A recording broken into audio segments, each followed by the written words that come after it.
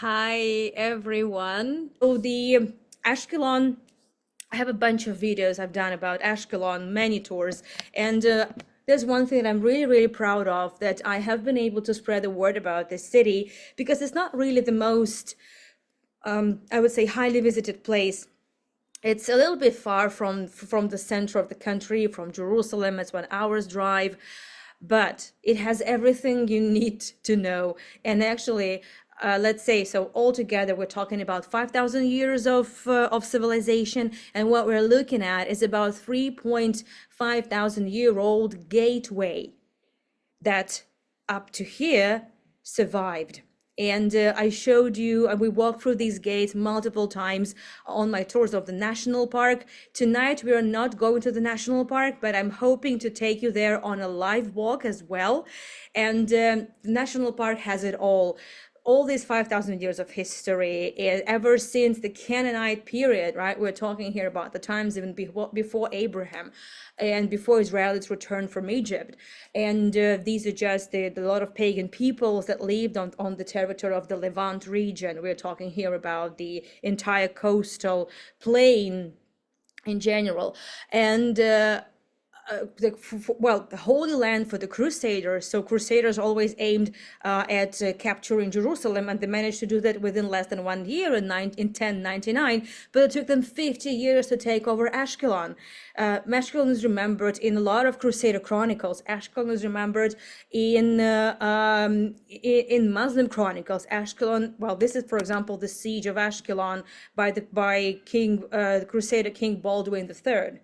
Not Alec Baldwin, but Baldwin III. So the siege of Ashkelon, and that illustration kind of, I think, pretty much shows you how fortified Ashkelon was. There was something to fortify, there was something to protect, because ever since the Canaanite period, it was a big trade center, located just on the shore of the Mediterranean. Honestly, it's a great spot. And yeah, so I think it was a challenge for sure. I accepted the challenge, and given the fact that I now have a guiding license, well, I don't have a job, but I have the license. So I think I did the job. I think I managed, at least at this point. So speaking of Ashkelon, being a big port city, being that conveniently located, it was just a matter of time before the Hellenistic culture comes. And we know that the Greeks and then the Romans used Ashkelon, and during the Roman period, by the way, and we can see a lot of ruins, a lot of traces of the Roman Hellenistic civilizations in general. When I say Hellenistic, I mean the Greek and the Roman period. So the Greeks came in 300 BCE, right? With Alexander the Great and all. And then in the 2nd century BCE, the Roman period started mid-2nd century BCE, and up until, actually, I would say that the Hellenistic culture is the one that prevailed for a long time. During the Roman period, and the Romans were still sort of the representatives of the Hellenistic culture anyway, and for a long time, Romans would be using even the Greek alphabet. I think that's very much indicative of what I'm talking about here. Ashkelon got the free status, the status of a free city, and it even had the mint. And whenever a city had a mint, it meant it was a big city, strong city, rich city, and the abundance of artifacts that we will be talking about and that you can find scattered around Ashkelon. It just only testifies to the fact that it was a big port city. It was one of the big centers of trade, also because it's located on the intersection of two important trade routes. The marine trade route, I'm talking here about Via Maris from Egypt to Mesopotamia, modern day Syria, Iraq, Iran, and also the incense road. So imagine, right? So that's why it's only a matter of time that other civilizations would come and take over it. So after the Romans came the Byzantine period, right? So conversion to Christianity, then some short-time Persian period, then there was a Muslim period ever since the 7th century, and only later in 1099 the Muslims were ousted from Jerusalem, and 50 years later the Crusaders managed to reach Ashkelon, and the Crusaders built some churches in Ashkelon. Actually, ever since the Byzantine period, we know of a bunch of churches in Ashkelon. And in the Crusader times, they restored the priorly destroyed Byzantine churches, and then they built more churches. Look at this abundance of columns. Yeah, I have tons of photographs that I actually never shared on my socials, so I'm sharing it on my tours. The abundance of marble. Ashkelon had a great deal of marble that throughout the following periods, ever since the Roman times, Ashkelon will be one of the sources of the marble for the secondary use. And the marble you could never find marble in Israel. It will be always imported from somewhere else, mainly Asia Minor, so we're talking Greece, Marmaris, Italy. And Ashkelon, being a big port city, was the place where all the raw materials and kind of maybe pre-processed marble blocks would be brought, where they will be finished later on in Ashkelon. So that's why you can find the abundance of this marble laying around, honestly, just almost freely in a lot of areas in the city. The ruins of the Crusader walls are around Ashkelon and in the national park, which I'm hoping to take you for a live walking tour, because I mean, Ashkelon has massive, incredible sunsets. And well, we did some really emotional tours. I remember that. So I have fond memories of Ashkelon, and I have not so fond memories as well after the 7th of October and other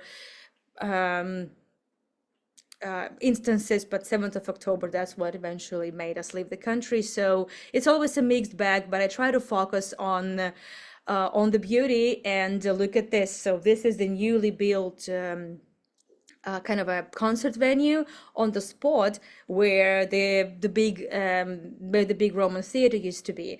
That's me taking a selfie for one of the live streams. And believe it or not, the very first company, some of the very first companies that hired me for tours of Ashkelon will be Amazon. So I did tours for Amazon when they still had their live experiences. Then they had to close it because the pandemic was over and people got less interested. But I think that was quite something. I don't think I've really shared it with many of you, but yeah, I used to work for Amazon. Yeah, I also have that on my CV. Yeah, well, anyway, when I was in Ashkelon this time, there were a lot of changes. Well, not so many changes, but like in the area, in the city hall, in the town hall, they placed this marble slab. Actually, that's a lattice, a part of the wall decoration. That is, and you can see their inscription in Greek. And it looks like it's the secondary use. That's what I'm talking about. So the Ashkelon has the great deal of different artifacts which could be used, well, this for the second time, but the third time very easily. So here it is written in Greek: "May luck be upon the city. May luck be upon the city." So this is the address wishing the good luck to the city of Ashkelon. That's somewhat either late Roman or that's somewhat late Roman or mid-Roman period. So speaking of Ashkelon, as I said, it had multiple churches. So it was quite a big, by the way, religious city, and it was center of pilgrimage during the Byzantine period, especially for Coptic Christians. We're talking here about Northern Africa, right? So, for example, Ashkelon is depicted in the mosaics of one of the churches in Jordan. It dates back to 8th century, Umar Rasa's mosaic. So Ashkelon is there. I mean, it wouldn't have been there had it hadn't been important. So you can find Ashkelon on a Madaba map as well, another important map. So that's a big church that was, well, the site that was excavated in Jordan, and that mosaic dates to the 8th century. That's what the datings are. Umar Rasas. Well, after after the Crusaders, it's starting from 1260s, another Muslim period started. So the Crusaders were ousted by the Mamluks, the Muslim warriors from Egypt, and then in 1517 the Ottomans came and having ousted the Mamluks, and then 1918 the British Mandate period started, and up until 1948 the British would be controlling the area. And during the Ottoman period, Ashkelon, as the old city located in the area of the let's say the Ashkelon National Park, it was all forgotten, and the villages started to grow closer to the sea, closer to the area to the side from the national park, where I will be taking you at some point. And it was just a village, I would say, relatively wild, I would say, not that as developed as it could be, but it was a big center of textile production. But that it grew in the modern history, in the modern Israel times. It's one of the very quickly developing towns, and there is a lot of construction going on. There's a big construction boom. That's the college, for example, that's the big college that was constructed some 20 years ago, if I'm not mistaken. And I mean, look at this architecture, absolutely surreal. We've just seen the photo from the early Ottoman period, right? It was just a few buildings in the sands, in the dunes, and then look at this. So it's quite a big city. Because you can see, and obviously it's proud of its marina. So that's the green thing. That's the territory of the national park. You can't see the terrain, but it's hills and slopes, in fact, and that were the most fertile lands that also brought a lot of people, a lot of civilizations, obviously there. And look at this coastline. I mean, I guess you understand what I'm talking about. So that's why everyone wanted to control Ashkelon, and that's why it changed hands so many times, like basically the entire territory of the Holy Land. But so again, tonight I'm taking you to less obvious sites, which I'm sure most tourists are never taken to. And I discovered them on my own. It took me a while to discover them. It took me a while to find information about them. And we visited those places. And I'm sure I was one of the first people to ever really talk about these sites. Locals know about it, but locals don't care much because they have so much history in the entire country. So these type of things are just, yeah, that's the Byzantine church located just excavated and left like this. As an open air excavations exhibition. Well, it's just another Byzantine church, quite a big one. As you can see, these ruins are pretty impressive. So we're talking Byzantine period. We're talking here 5th century, 6th century Common Era, and this is the main section of the church, the altar. From the both sides of the altar, there would be the two important rooms, the prothesis, the place where the communion would be prepared, and from the other side, to the right hand side, from the main apse, there would be the diaconicon, where all the vestments and all other attributes would be prepared for the service. And the main nave is where we are standing now. You can find a lot of capitals of columns, the detached columns, bases, the fundament. There's a lot there, and it was excavated. How most of the excavations that were carried out in Ashkelon, other than the national park, it's just salvage excavation. So whenever you want to build something in Israel, you first need to carry out excavations, and you have to cover for the excavations, and you cannot not do this because you will be fined, and that would be the last thing you would have ever really attempted to build in your life. So, and that's the result. Every now and then new items are found, and sometimes it takes longer, sometimes it takes less time, but it is presented to public. So that column is the place where I like to stand, and that place is where I would go for some time of peace and quiet. Our immigration to Israel wasn't smooth. Well, it was actually, it was quite smooth, but to be honest, it went quite smooth, but it wasn't easy, and it wasn't something that we had thoroughly planned before because we fled the war. So there was a lot of stress. There was a lot of things I wasn't really prepared for. So I would come to this place to ponder a little bit, to kind of connect maybe to this land. And this photo, by the way, oh, I love this dress. It looked good on me. Wow. So that's the tour. I did a birthday tour with you, and we walked around this place back in 2022 on my birthday in October. We had a lot of fun. So after that, we would go to the beach, and we are going to the beach also today for a short while. So the same place is there as usual. There was nobody there but me and now you. And I'm so happy that now people from all over the corners of the world can learn a little bit more and take a sneak peek into, I would say, very unknown corners of Ashkelon. So there is another open air exhibition which I think they put it all together in 2020, like 2023. And it tells, again, it's just a collection of items that were discovered throughout Ashkelon. As I said, there is a big development boom now, and there is I would say there's a lot that was found in the last couple of decades. For example, the collection of water, just the fresh water, the sweet water, it was essential. And Ashkelon actually is, according to the Israeli classification, is the pre-desert. So it's because Ashkelon has somewhat around 200 millimeters of precipitation per year, which is kind of a pre-desert, and it means every drop of water counted. And obviously there would be different containers and basins and whatnot. Well, for example, these date to the 9th century BCE, which is quite impressive, I would say.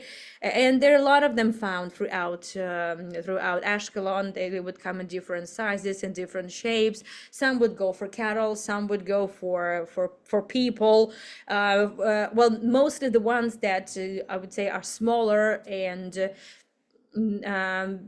don't have leads. That's mostly for the cattle, obviously, because the cattle also needed water. There's a great deal of underground water, big water reservoirs on the territory of the national park. That's why that area that I showed you in the picture was green, because there are a lot of underwater currents, and that area was used as just a fertile land for agriculture during the Ottoman period and also Mandate period. Other than that, the civilizations, the villages would mushroom around that area, so using that as the agricultural land. The capstone, so this would be the stone placed on the water reservoirs, on big wells, like here, for example, in this illustration. The wells could be of different size. It could be cisterns. If it's a cistern or a well, it had to be plastered. The walls of it had to be plastered just to make sure that the water would not disappear. Well, they had to be isolated. So whenever you find a cistern, well, or something with a layer of plaster on it, so this must have been a cistern. And I would say pretty much every cavity that was available, so to speak, it would be used to hold the water in this or that way. Another important technology that came to be in the Roman period. So we're talking here second century before Common Era up to the Byzantine period. But well, the Byzantine period also used a lot of innovations from the Roman times, and the siphons. Just like, well, even nowadays, I have a siphon in my sink, right? I mean, in the pipes under my sink. The Romans invented that technology, so every one of us has something from the Romans. There's a lot of it. And so the siphons, just like all the aqueducts, work on this system of the pressure and equilibrium and gravity. So, and the siphons help connect the pipes, and that's just how it worked. And speaking of us in our kitchen. So not only do we have siphons in the kitchens, many of you might even have some shallot onions. So the shallot onions were cultivated in Ashkelon. Actually, the name shallot is kind of the Latin name for the shallot onions is Alum ascalonicum, because in these fertile lands of Ashkelon, this onion was cultivated and then sold all around the Levant region and Europe, believe it or not. So, as I said, there is a bit of Ashkelon everywhere, basically. So that's how it worked. Look at all the siphons that help connect the pipes. You can see over there. So there you go. Don't even ask me to explain how it worked. I have no idea. But I guess that's pretty simple. It was not so difficult to figure it out. Well, farming, agriculture, that was essential, absolutely. So what we're looking at is the part of a flour mill for wheat and barley. Wheat and barley were some of the basic crops that the people of this region consumed. And normally there would be two stones, right? The first stone, the lower stone, it would be for the base on which the crops would be placed, and there would be a small threshing, the threshing stone that would be used and turned around to crush the crops. So that's the lower part of it. And well, obviously there was a lot of residue found on this stone. So and plus the shape is quite suggestive. Obviously, depending on depending on which period we're talking about, and also how big the settlement was, there would be much bigger, much more advanced technologies. For example, this is the donkey mill. That's the Hellenistic period because it's more advanced. So the Romans brought a lot of advanced technologies, obviously, to the land, and it was made from basalt, the dark stone, which can be found in abundance in the north of the country, but not here. So it must have been brought here. And so the donkeys, not the human, not the manpower, it's not a human, but a donkey would be walking around and putting everything into action. Again, just for the grinding thing. You see how it works here. I would say pretty simple, and that helped. That enabled them to produce a lot more flour and, just to have more supplies for a bigger settlement. Well, lucky for me, actually, it was the hottest day out of in the entire August when I was there. When I was in Ashkelon, I found the worst time, really, but I didn't have any other options because I had my appointment set for that day, so I had to go. Lucky for me, that walk was done already during the sunset, so the golden hour, and I was quite enjoying myself. I was sweating profusely, but I was happy. So what we're looking at is the mosaic floor that dates back to end of the 5th century Common Era, Byzantine times. So we're talking here. And the amazing thing is, this is the mosaic that I discovered thanks to a local guide that just told me where to look for it. For a long time, up until 2023, it was all covered in grass. It was barely excavated. It was just left there. Once it was excavated, it wasn't cleaned properly. It was just covered up, sometimes with some kind of fabric, sometimes it was not. And some of you may remember those tours I did back in Hago times even, that I would just be pushing through the bushes, trying to find this mosaic and show it to you. And I felt like an archaeologist, and it was my childhood dream to become an archaeologist, but I never really went through with it because I decided that a good manicure is more important. So, and I thought that the work of archaeologists would be ruining my manicure. So I opted for a tour guide work, and now I have my nails done. But every now and then it crosses my mind what my life would look like had I actually become an archaeologist. Definitely I would have been happy to live in Israel for sure, because, oh my goodness, there's so much being discovered on a daily basis. Yeah, so what's written there is the line from the Psalms in Greek. which was quite well. It could be Greek, it could be Latin, but mostly during the Byzantine times it would be the Greek inscriptions for sure. And that's just one of the churches. So we're talking here about at least four churches that were located outside even of the national park. That's a lot. That is a lot. So as I said, it was the big pilgrimage center. Ashkelon also had a library. Ashkelon is mentioned in the works of several Byzantine period scholars. So that was a very, very developed city. And well, I just wish more people knew about it. So that's what I'm here for. And now I'm so happy to see the whole mosaic being cleaned for us and shown us in full force.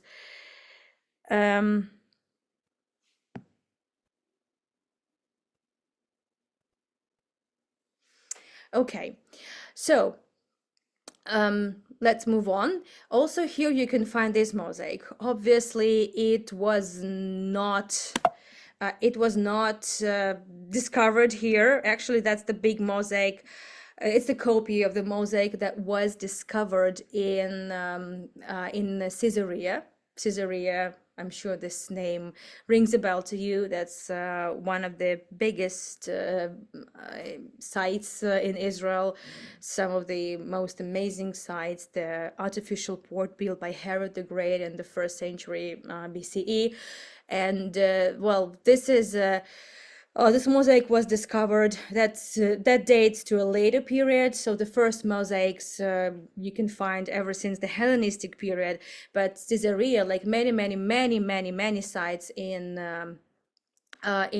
Israel, they would be rebuilt. There would be a lot of changes made throughout multiple periods. So in Caesarea, at some point, obviously, much later than the times of Herod the Great, there would be a lot of Byzantine mosaics found, because Caesarea would be used even during the times of the Crusaders, so a thousand years after Herod the Great. So now we're talking here about another important element and of a diet of those times. We're talking here about olive oil production. That's the oil mill. Here we're talking about the end of the 4th century, so the very short-lived Persian period. And obviously for this type of things, and by the way, so when I was just walking down the street one day in 2023, and I saw this this site exactly where the mosaic was, and I saw a group of archaeologists there. They were excavating something. Also, they were just doing something like this, assembling things. So I met this guy is an archaeologist. Unfortunately, I lost his contacts, but he was an archaeologist from the Israel Antiquities Authority, and he just told me that the whole place would be turned into a nice area where locals could come and learn more about the history. So we're talking here about the oil mill, and this is the place where the olives would be crushed to get the pulp and the soft it would be crushed. It would be all raw with the pulp and everything together, and for that obviously they would be using donkeys. Again, the threshing floors could be found all over Israel, and the elements, it's not something unique. You can find it in many areas around the world. This is I would say kind of the second stage. This is already the what do you call this? What do you call this word? Sorry, it just slipped my mind. The screw press. So good that I actually put the captions. Yeah, so that's the screw press. That's exactly after all this pulp and crushed olives, they're placed in another container, and that's when the screwing press comes in, extruding everything from the pulp. That's already that finding dates back to Roman Byzantine period, and you can see here the different elements that have been, this information has been provided by the Israel Antiquities Authority. And olive oil production was a big deal. Obviously, olives are one of the important seven species, so to speak. So it was consumed. It was used in religious services. It was used as a medicine. It was used in cosmetics. So olives were used in so many ways. So olive oil production sites you can be found all around the Holy Land and beyond. And Ashkelon had quite a big olive oil production site, among other areas. So that's, you can see how big the whole area was. And some 3 years ago, it was just grass. There was nothing, just wild growing grass. That was it. It was totally a neglected area. And well, you can see all these cottages, all these houses built. So exactly when all those cottages were built, were being built during these salvage excavations, all these items were found. And there are a lot of construction still going on in Israel. And I keep hearing every now and then about something else that was discovered all of a sudden, some of the construction sites, which obviously paralyzes the construction. And that's a big issue, but that's how you do these things, how you go about these things.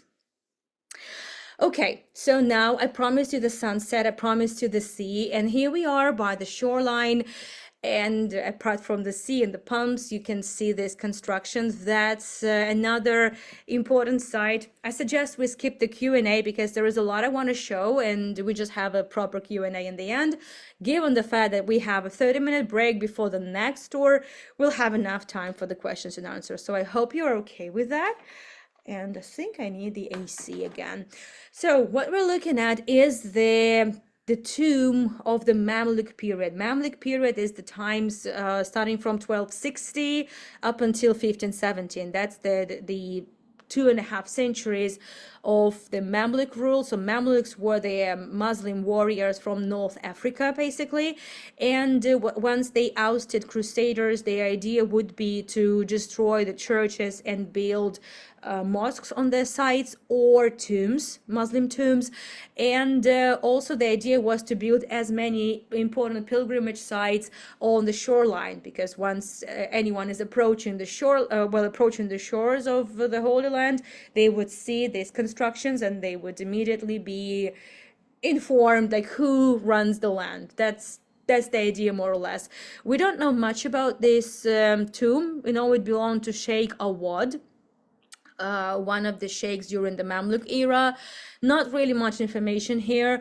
We know that all these type of graves would be pilgrimage sites, and there would be the mihrab area, so the praying niche that would always face Mecca. That applies to absolutely all mosques, and it would be the grave. Obviously there's nobody there now, but there is the tomb. There is the empty tomb.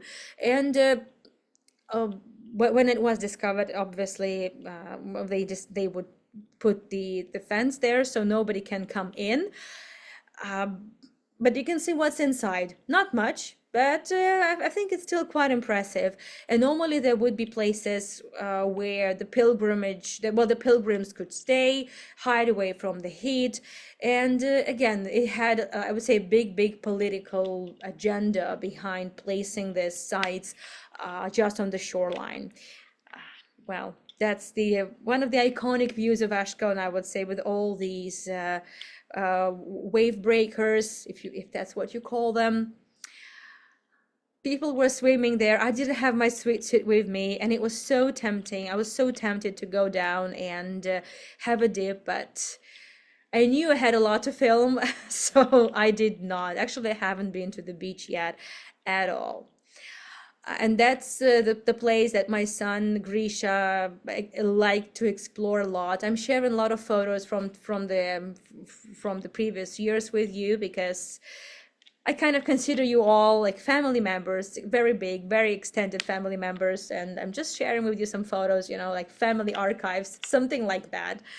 Well, not too much, but nevertheless.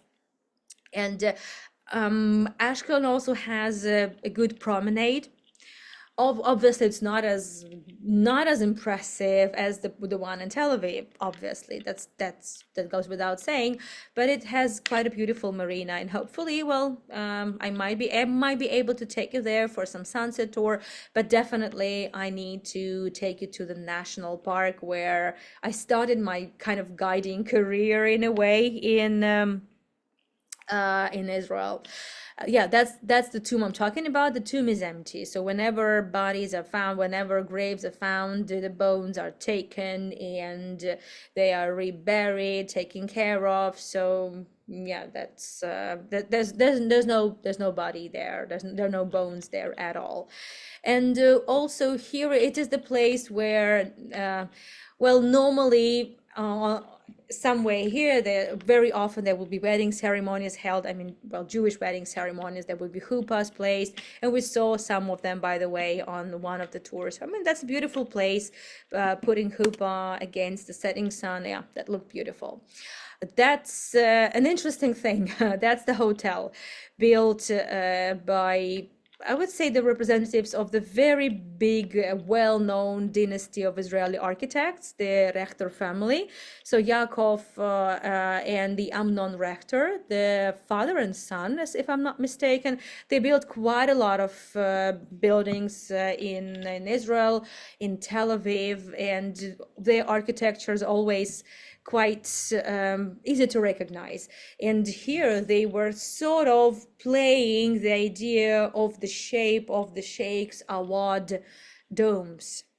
So they kind of correlated, kind of echoing the dome on the Sheikh's Awad tomb, which is nice. So there's this inclusion of different periods of history, and none of them are erased from memory. Everything is remembered, which is quite incredible. There is still a lot to build. There is still a lot to refurbish, and the hotel also needs some revamping, but it's functioning, and the city is being developed, and there is the whole big new name, actually several new big neighborhoods that are being developed at the moment, and people have already moved in, many of them. So in one of the new neighborhoods in the north of Ashkelon, next to a big playground, there is another open air excavation site.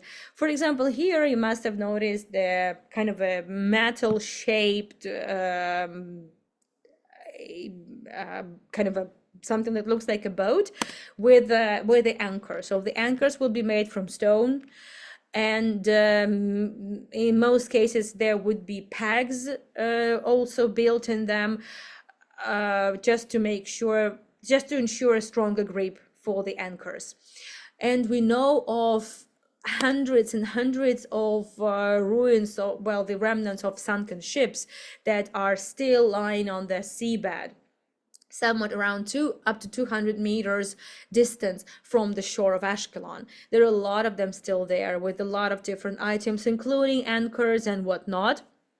But also you can find a lot of bricks that used to be part of the wall. So Ashkelon used to have it used to be a fortified city, just like every big city. It used to have walls, and because of the erosion of the soil and the shoreline, so the shoreline being eroded and washed out, eventually the stone walls collapsed, and you can now find the remnants of them in the sea. This is an interesting idea. I'm not sure what exactly I'm seeing. This could be some animal that had not been carved yet. It's really hard to tell. I don't know. But that testifies to the idea that to Ashkelon kind of pre-processed raw materials would be brought, and here all the polishing would be finished. And we see a lot of this. So yeah, Ashkelon was one of the three big ports where construction material, including marble mainly, but not exclusively, would be brought to, and from here it would be taken elsewhere in the Holy Land. You can see a lot of it. You can see the partly decorated columns, partly carved. You can see a lot of unfinished works as well. Depending on the budget, depending on let's say the terms, well, people could could order different kinds of construction materials. It's basically the same thing as now. And they could buy it ready-made, they could get it customized. Yeah, that's what it was. You can find a lot of unfinished columns, and that's Grisha also trying to remember what kind of columns, capiteles there are, the Ionic, the Corinthian. And yeah, so what I really like in particular about this site is that it has 3 big sarcophagi just next to the playground. It doesn't terrify me, no, but some kids might get terrified knowing that there used to be bodies there held at some point, because we know that sarcophagus actually comes from the word flesh eater, I mean from Latin. And well, you can approach this the sarcophagus. It's not like it's forbidden to touch them. Obviously, there's just a kind of a very very small kind of it's not even a fence. I'm not sure. It's just kind of a separation, but obviously anyone can come and touch and look into this. So Grisha was trying to find some bones there, and actually he did find a bone from a barbecue. But he was thrilled. He wasn't terrified. I would be terrified at his age. I would have been terrified. But Grisha was thrilled. So somebody just threw a bone, from a barbecue into the sarcophagus, which was not too good, but at least Grisha felt a little bit like an archaeologist, maybe. So he was excited about all that.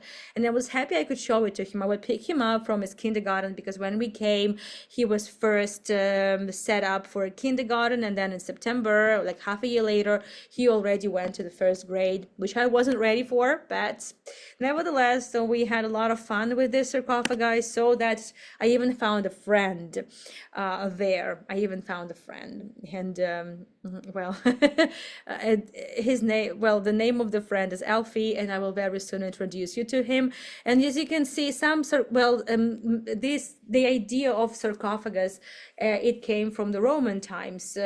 Well, rich Romans would definitely get themselves a marble sarcophagi, but those who couldn't afford marble, they could come with limestone or sandstone, and that's exactly the case. That's the local stone. And you can see that some of the sarcophagi are quite ornate with a lot of carvings, a lot of pagan symbols, and some are, I would say, less sophisticated, and all depended on the budget.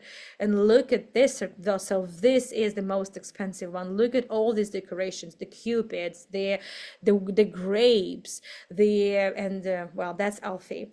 You know what they say, that they found a residue of some kind of paint or something. So the eyes used to be painted. There was something that was placed, in the eyeballs. Alfie, he has the curly hair. It's the hairstyle quite typical in times of, well, in the Roman period. That was a pretty expensive sarcophagus. And you can see that I was so happy to see Alfie. He hasn't changed at all, unlike me. This idea of burials in sarcophagi would be picked up by Christians further on during the Byzantine period. It would be picked up by Jews as well. Because you know that the Jewish burials also differed at different times. There would be different techniques, there would be different ways of doing that. One more mosaic was discovered in one of the areas, in one of the neighborhoods that's now being developed. That's 6th century, late 6th century. That's kind of an address, who built the church, whose money. I don't really have a good text about it, and that's what it says. And the mosaic is quite ornate. There would be a lot of geometric elements and multicolored stones. So that was definitely an ornate mosaic, and that mosaic used to decorate the floor in a big, lush, posh tombstone. So for the rich people, the tombstones would basically look like underground homes, and they would have the mosaics on the floors, they would have wall decorations and stuff. It was nice to see a totally new boulevard that wasn't there when we lived in the area, and it was nice to see. It looked quite impressive. It looked very welcoming. Well, it was nice to see that. And then I also passed by Grisha's kindergarten and got a little bit nostalgic. And well, that's when I got the idea to actually go back to Ashkelon and try at least to do a live stream in the park to visit some important archaeological sites there and to see if there's something new, if they placed more columns, because there was an attempt to actually rebuild one of the big basilicas. Well, this is not the archaeological site, it's just a little bit that I'm sharing with you. So that's the area where we used to live, and I wasn't even using the gimbal at that point, so there's just a little bit to share with you. So this is it. Let's have the Q&A. Oh, it's good that I'm not even overrunning. I was worried. I was afraid it would take longer, which is good. So let me know if you have any questions. I'll be happy to answer them.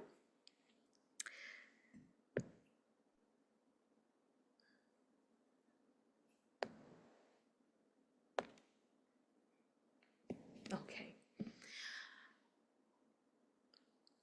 I don't know how much you remember from my tours back in 2022 from the Hago times, but I remember quite a lot, and I remember taking you on many walks, and we discovered so many places together. So that was a good school for me. And I remember hitting the books before my very first live stream for Hago in the national park, trying to put into my tired head 5,000 years of history. That was that was not easy at all. Did you give your friend the name Alfie? No, no, no, I give the name. No, no, no, I give the name Alfie. I just looked at him and I thought that he looked very much like Jude Law in the Alpha film. And I like Jude Law. And I mean, that guy on Sarcophagus lead was handsome, so I called him Alfie. That's my name. I also found an article in local newspapers that the workers that discovered the sarcophagus actually first they attempted to hide it, and as they attempted to hide it, they dropped the lid and they damaged it a little bit. So I just dread to think what could have happened to Alfie. So I'm so happy that eventually it was discovered. Those workers were fined, if not worse. So you don't mess with Israel Antiquities Authority, that's for sure. You don't mess with Alfie. No. Thank you, Marilyn. How long are you in Israel? I'll be here for a few weeks. Thank you so much for introducing us to Ashkelon. Thank you, Maria. I also know that a lot of you joined me in the later time, already when I was not doing tours in Ashkelon, and also when I moved already to Amsterdam or Georgia. So I thought it would be a good idea to take you to those places to revisit and get a bit nostalgic as well. And again, spread the word, because this is a very good town. I like it a lot. Well, thank you, Barbara. Thanks, Anna. Very nostalgic indeed. I remember the photo of you on the ancient columns. Yeah, that was a good photo. I attempted to take something similar, but it was nowhere as good as that polka dot dress on my birthday. You make a Hago tourist with the covered mosaic. Yeah, so again, it felt like an adventure. I know we would there were also mosaic graves, Roman graves that were excavated. They looked like underground homes. They had to take the big cars, construction cars and cranes to transport them to another site, and they're now waiting to be exhibited, and everything is now waiting to be arranged for them to be shown to public. And I knew where they were placed, in the middle of nowhere, in the middle of a construction site, and we had to go through the bushes, where I twisted my ankle once, and well, it was all like an adventure, like a scavenger hunt in a way. Yeah, it was fun. Thank you, Mary. I think you wish to be an archaeologist. Is carried out and you're talking to us to those places. Maybe. I thought about anthropology myself, but got so far as Master of Social Work. Well, it's never late to learn something new. Well, you don't have to write a thesis. You could just take up some courses just for yourself. You don't need it for anything, just for yourself. So who knows, maybe at some point when I retire, I decide to take up something. Who knows? Hago was awesome during the pandemic. Hago was awesome throughout I would say that its existence. Is just the times changed. Oh, goodness gracious. Yeah, so who cares? Thank you so much. Thank you, Dolores. On the map in my Bible, it shows Ashkelon as a free state at times of Maccabees. Yes, Ashkelon was free at times of Maccabees. It's already the Hellenistic period. So we're talking here about, again, the wars of the Maccabees against the Hellenistic culture. So Ashkelon at that time was already the free city, a big port city, a big trade city. Yeah, absolutely. Yeah, that's exactly what it was.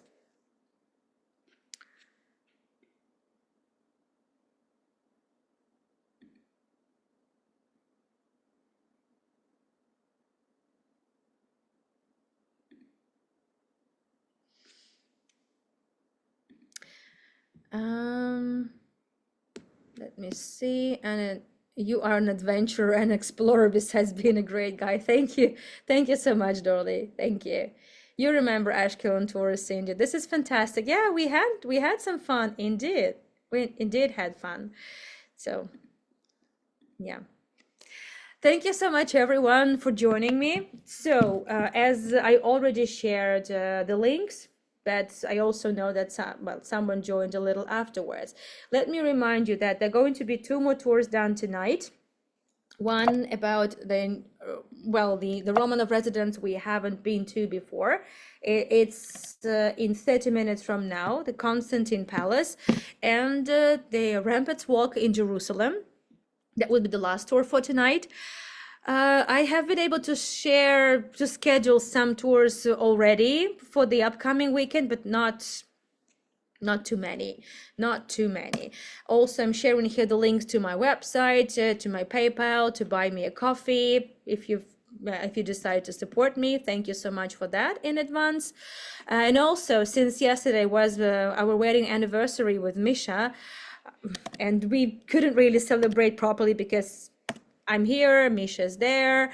Well, I thought to share with you the short playlist with the collection of tours I did last year when we had this big 10-year anniversary since our wedding. So I took you to some palaces and mansions where, let's say, we did the wedding party, where we did our registration ceremony and stuff.